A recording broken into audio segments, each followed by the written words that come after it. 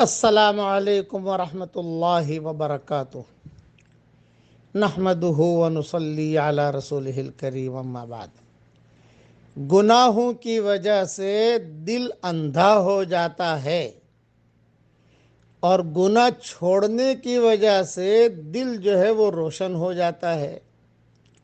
اس لیے گناہوں کو چھوڑنے کی عادت ڈالیے۔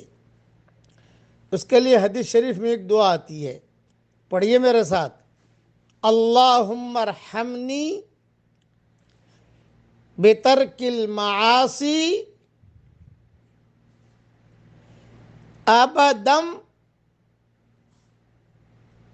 ما ابقیتنی۔ میرے پیارے اللہ، جب تک میں زندہ رہوں گناہوں سے بچنے کی مجھے توفیق عطا فرما۔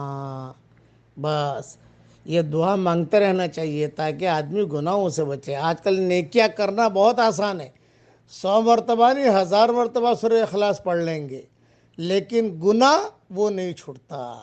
اس لیے گناہ کو چھوڑیے اور اللہ سے گناہ چھوڑنے کی توفیق بھی مانگیے۔ مکہ مکرمہ سے دعا کر رہا ہوں، اے اللہ ہم سب کو نیکیاں کرنے کی توفیق عطا فرما اور گناہوں سے بچنے کی بھی توفیق عطا فرما۔ آمین۔ وآخر دعوانا ان الحمدللہ رب العالمین۔